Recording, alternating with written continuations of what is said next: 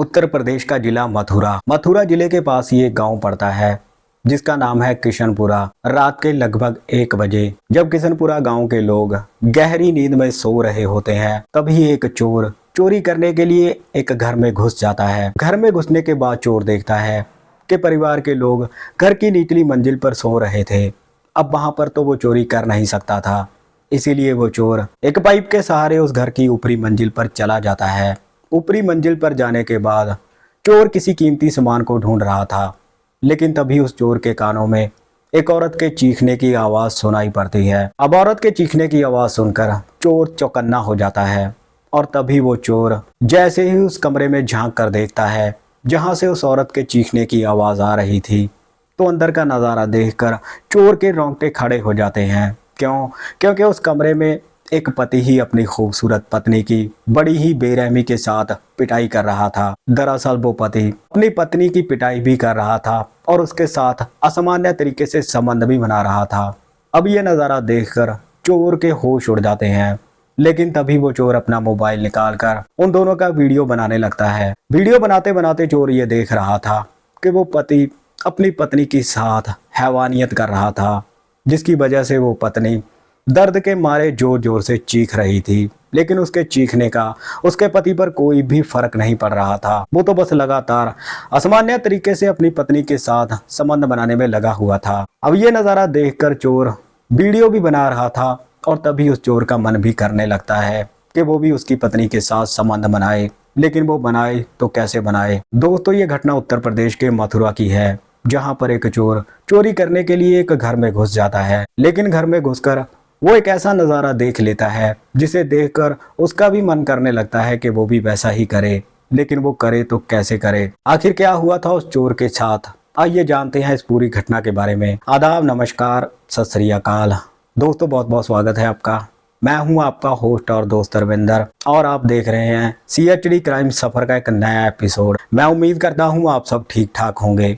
दोस्तों, ये चैनल अभी छोटा है, इसे आपके प्यार और सपोर्ट की बहुत ही ज़्यादा ज़रूरत है, इसीलिए वीडियो को देखने से पहले मैं आपसे ये रिक्वेस्ट करता हूं कि चैनल को सब्सक्राइब और वीडियो को लाइक कर दें। 12 जुलाई 2013 उत्तर प्रदेश का जिला अलीगढ़ में ही एक बेहद संपन्न परिवार रहता था, जिसके मुखिया का नाम था महेंद्र पाल के परिवार में उसकी बीवी के अलावा उनकी 2 बेटियां थी, जिनमें बड़ी बेटी का नाम उर्मिला तो छोटी बेटी का नाम सोनी था। दोनों ही बेटियां दिखने में बेहद सुंदर थी। महेंद्र पाल का अलीगढ़ में ही कपड़े का होलसेल का काम था, जिसे चलाकर वो अपने परिवार का भरण पोषण किया करते थे। कुल मिलाकर इनकी जिंदगी एकदम बढ़िया पटरी पर चल रही थी। महेंद्र पाल की बड़ी बेटी उर्मिला BA करने के बाद B.Ed कर रही थी। दरअसल उर्मिला बचपन से ही टीचर बनना चाहती थी, जबकि महेंद्र पाल की छोटी बेटी सोनी अभी 12th क्लास में ही पढ़ रही थी। वक्त ऐसे ही आगे बढ़ रहा था। देखते ही देखते साल 2014 आ जाता है और साल 2014 में ही उर्मिला की B.Ed कंप्लीट हो जाती है। अब B.Ed कंप्लीट होने के बाद उर्मिला की शादी की उम्र हो चुकी थी, इसीलिए महेंद्र पाल को अपनी बेटी की शादी की भी चिंता रहने लगी थी। और इसी बीच में एक दिन उर्मिला के मामा उर्मिला के लिए एक लड़के का रिश्ता लेकर आते हैं, जिसका नाम था आशीष। अब क्योंकि ये रिश्ता उर्मिला के मामा लेकर आए थे, इसीलिए इस रिश्ते में कोई भी खोट नहीं थी और इसीलिए ये रिश्ता महेंद्र पाल को जम जाता है। और तभी महेंद्र पाल उर्मिला के मामा से बोलते हैं कि तुम कल ही लड़के वालों को हमारे घर में भेज दो ताकि वो हमारी लड़की को देख सकें। अब इसके अगले दिन ही आशीष नाम का वो लड़का अपने माँ बाप के साथ उर्मिला को देखने के लिए उसके घर पर चला जाता है और घर जाने के बाद वो पहली नज़र में ही उर्मिला को पसंद कर लेता है। क्योंकि उर्मिला बाकी दिखने में बेहद सुंदर थी। पसंद करने के बाद अब दोनों परिवार बैठकर आशीष और उर्मिला का रिश्ता पक्का कर देते हैं। दरअसल आशीष ने भी B.Ed कर रखी थी, वो टीचिंग का कोर्स कर रहा था। अब इसके करीब 2 महीने बाद ही उर्मिला और आशीष की शादी बड़ी ही धूमधाम के साथ करवाई जाती है। शादी होने के बाद उर्मिला दुल्हन का लिबास पहनकर अपने पति आशीष के घर में जाती है और उसके साथ एक खुशहाल जिंदगी की शुरुआत कर देती है। देखते ही देखते इनकी शादी को कब 1 महीना गुजर जाता है पता ही नहीं चलता। और अब 1 महीने बाद रिवाज के मुताबिक उर्मिला को अपने मायके में जाना था कुछ दिन रहने के लिए। अब क्योंकि उस दिन उर्मिला का पति बिजी था, इसीलिए उर्मिला को उसके मायके में छोड़ने के लिए उसका देवर राजीव उसके साथ चला जाता है। अब घर पहुंचने के बाद जैसे ही राजीव की नज़र उर्मिला की छोटी बहन सोनी पर पड़ती है तो वो उसे देखकर दंग रह जाता है और वहीं पर सोनी और राजीव की आंखें पहली बार चार हो जाती हैं। अब पूरे एक हफ्ते तक उर्मिला अपने मायके में ही रहती है और उसका देवर राजीव भी उसके साथ उसके मायके में ही रहता है। और इस दौरान सोनी और राजीव में काफी बातचीत होने लगी थी। दरअसल ये दोनों एक दूसरे को मन ही मन में पसंद करने लगे थे। अब देखते ही देखते एक हफ्ता बीत जाता है और अब जैसे ही उर्मिला का अपने ससुराल में जाने का वक्त आता है तो राजीव उर्मिला की बहन सोनी से उसका मोबाइल नंबर ले लेता है। मोबाइल नंबर लेने के बाद राजीव अपनी भाभी उर्मिला को लेकर अपने घर पर चला जाता है। लेकिन घर जाने के बाद आए दिन राजीव और सोनी की बातचीत फोन पर होने लगी थी। ये दोनों एक दूसरे के साथ काफी बातें करने लगे थे। क्योंकि दोनों ही एक दूसरे को काफी पसंद करते थे। अब इसी बीच में जब एक दिन उर्मिला के घर पर कोई फंक्शन आता है तो उस फंक्शन में शामिल होने के लिए उर्मिला के ससुराल वाले उर्मिला के परिवार को भी बुलाते हैं। और तभी उर्मिला की छोटी बहन सोनी अपनी माँ के साथ उर्मिला के घर पर पहुंच जाती है। पहुंचने के बाद जैसे ही राजीव की नजर सोनी पे पड़ती है तो वो बेहद खुश हो जाता है। दरअसल उर्मिला ये बात नोट कर लेती है कि पूरे फंक्शन में ही राजीव सोनी के आसपास ही घूम रहा था।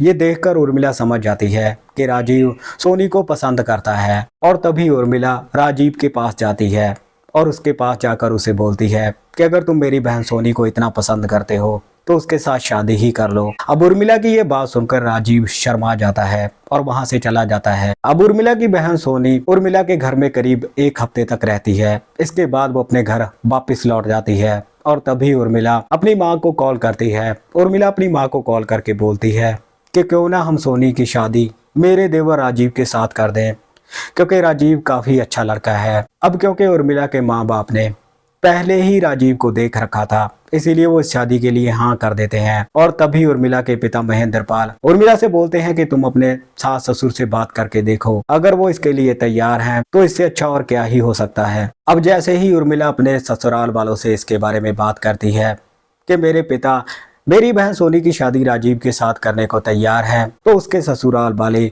बेहद खुश हो जाते हैं। और उर्मिला के ससुराल वाले उर्मिला से बोलते हैं कि तुम कल ही अपने माँ बाप को यहाँ पर बुला लो। अब इसके अगले दिन ही महेंद्रपाल अपनी पत्नी के साथ अपनी बेटी उर्मिला के ससुराल में पहुंच जाता है। पहुंचने के बाद दोनों परिवार बैठकर राजीव और सोनी का रिश्ता पक्का कर देते हैं। और इसके करीब एक महीने बाद ही राजीव और सोनी की शादी बड़ी ही धूमधाम के साथ करवाई जाती है।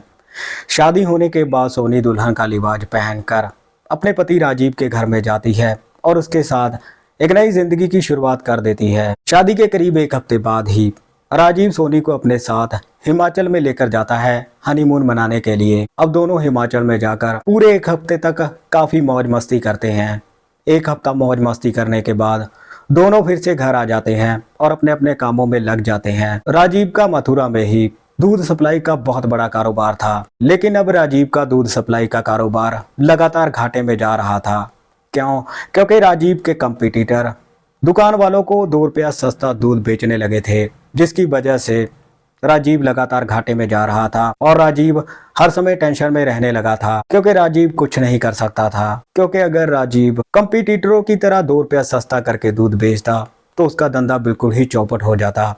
इसीलिए राजीव लगातार टेंशन में रह रहा था। अब इसी बीच में एक दिन जब राजीव रात के समय अपने घर पर पहुंचता है तो अपनी पत्नी सोनी के साथ बड़े ही अजीब तरीके से संबंध बनाने लगता है। ये देखकर सोनी के होश उड़ जाते हैं। दरअसल उस दिन राजीव सोनी के साथ अप्राकृतिक तरीके से संबंध बना रहा था, जिसकी वजह से सोनी की हालत खराब हो जाती है। लेकिन वो अपने पति को मना नहीं कर पाती क्योंकि सोनी को इस बात का पता था कि राजीव काफी ज्यादा टेंशन में है। दरअसल उस रात राजीव सोनी के साथ संबंध बनाते बनाते उसकी पिटाई भी कर रहा था, लेकिन ये सिलसिला अब रुकने वाला नहीं था। दरअसल अब जब भी राजीव सोनी के साथ संबंध बनाता था तो वो उसके साथ असामान्य तरीके से ही संबंध बनाता था, जिसकी वजह से सोनी को काफी दर्द होता था, लेकिन वो सब कुछ बर्दाश्त कर रही थी। लेकिन अब धीरे धीरे राजीव की ये आदत काफी ज्यादा बढ़ने लगी थी। अब इसी बीच में जब एक दिन राजीव सोनी के साथ अप्राकृतिक तरीके से संबंध बना रहा होता है और उसकी पिटाई कर रहा होता है, तभी अचानक से इनके घर में चोर घुस जाता है। घुसने के बाद वो चोर अचानक इनके सामने आ जाता है। वो चोर राजीव से बोलता है कि मैंने तुम दोनों का वीडियो बना लिया है, मैं भी तुम्हारी पत्नी के साथ संबंध बनाना चाहता हूँ, और अगर तुम मुझे संबंध नहीं बनाने दोगे तो मैं इस वीडियो को सोशल मीडिया पे वायरल कर दूंगा और तुम किसी को मुंह दिखाने के लायक नहीं रहोगे। अब चोर की ये बात सुनकर सोनी और अजीब के होश उड़ जाते हैं। उन्हें समझ में नहीं आ रहा था कि वो क्या करें या क्या ना करें, लेकिन तभी वो चोर सोनी के पास चला जाता है और उसके साथ अश्लील छेड़खानी करनी शुरू कर देता है। हालांकि सोनी इस बात का विरोध कर रही थी, लेकिन वो चोर कहाँ मानने वाला था। लेकिन अब जैसे ही वो चोर जबरन सोनी के साथ संबंध बनाने लगता है तो सोनी जोर जोर से चोर चोर चिल्लाने लगती है और सोनी के चिल्लाने की आवाज़ सुनकर परिवार के लोग वहां पर पहुंच जाते हैं। पहुंचने के बाद सभी लोग मिलकर चोर को पकड़ लेते हैं। अब सबसे पहले राजीव चोर का मोबाइल लेकर उस वीडियो को डिलीट कर देता है। डिलीट करने के बाद अब परिवार के सारे लोग जमकर चोर की पिटाई करते हैं। इसके बाद परिवार के लोग पुलिस को कॉल कर देते हैं। सूचना मिलते ही पुलिस घटनास्थल पर पहुंचती है और चोर को अपने साथ पकड़कर थाने में लेकर चली जाती है। थाने में जाने के बाद पुलिस वाले भी चोर की पिटाई करते हैं। पिटाई करने के बाद पुलिस वाले संबंधित धाराओं में मुकदमा दर्ज करके चोर को जेल में भेज देते हैं। तो दोस्तों, ये थी आज की घटना। इस घटना को हमने सोशल मीडिया प्लेटफॉर्म से उठाया है। इस घटना के सत्य होने की पुष्टि हम बिल्कुल भी नहीं करते। बाकी आपकी इस घटना के बारे में क्या राय है, आप अपनी राय कमेंट सेक्शन में ज़रूर रखिएगा।